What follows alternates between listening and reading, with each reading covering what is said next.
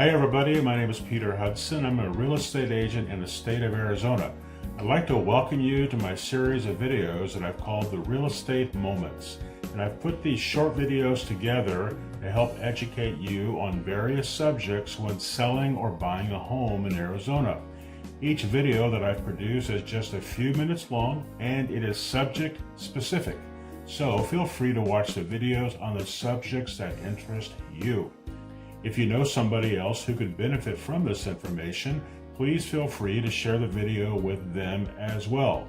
If you look down below, you can also find my website and the link to my email address in the description below. And finally, please do me a favor and like the video and share the video with your friends and family members so they too can benefit from the information. So let's get started.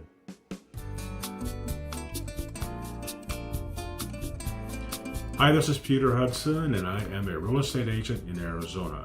Today we're going to be talking about agency. And so agency in a real estate transaction is when a real estate agent represents the buyer or the seller, or they represent both. Now we're going to talk about buyer's agent first. So whenever you hire a real estate agent to represent you as the buyer, you are asking that agent, or that agent has what's called a fiduciary responsibility to be completely loyal and confidential to you as the buyer. So they cannot disclose anything about you that you have not approved. They need to be obedient to you in the way of the transaction. You need to make sure that you have a real estate agent who is completely on your side, 100%. And you'll find that with me whenever I represent a buyer or a seller. I will never represent the transaction for the buyer and the seller in one transaction. I will not do that. So the reason for that is coming up, but I'm telling you that I don't do that. Then you have what's called the seller's agent.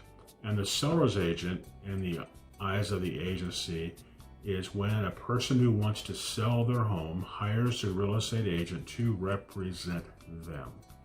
So the fiduciary in that situation goes to the home seller because the home seller is their client.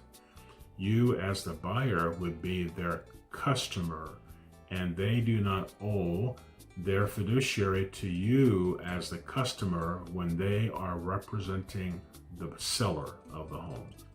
So whenever they're selling the home, they're a seller's agent, their loyalty and confidentiality and their non-disclosure and their obedience goes to the seller. So they are not representing you as the buyer. So what does that really mean? So let's talk about that for a moment. If you were buying a home, and let's say that I knew that you needed to buy a home very, very quickly, and you're willing to pay whatever it costs to buy this home, you might share that information with me, but I would never share that information with the seller's agent. And the reason for that is that I represent you. And I don't want to give them any reason whatsoever to take advantage of you. So you may tell me those things, but I would never, ever, ever share that information with somebody else. Now, if I was representing the seller of the home, and let's say that they were getting divorced and they needed to sell the house because of the divorce. Somebody may ask me as a seller's agent, this is a beautiful house, why do they want to sell? I'm not going to say to these people because they're getting divorced. What I'm going to say is that it was the right time, and I'll leave it at that. So that's my loyalty to the seller if I'm representing them. That's my confidentiality, and that's the fact that I will not disclose any details that could give the buyers a leg up. All I have to do with the buyer in that situation is simply take reasonable care and good diligence of them and make sure that I'm being honest to those people. And that's what I would do in the situation of having an agency. So let's talk about dual agency. This is something that I will never do.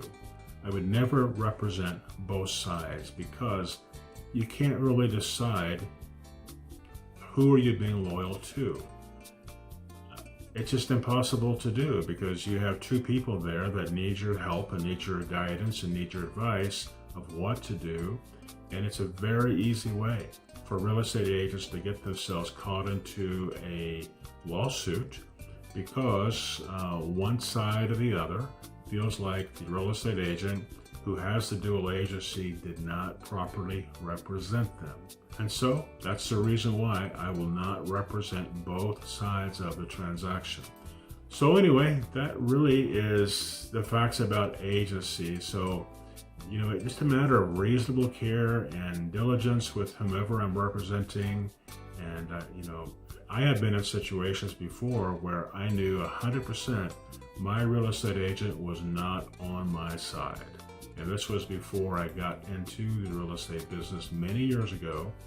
And I sold a condominium, and I knew for a fact that the real estate agent that I had was talking to the buyers, and the buyers were telling her things, and she was telling me things to try to get me to make a lot of changes. She was not on my side. She was on the side of the buyer. And that really was not a good situation for me.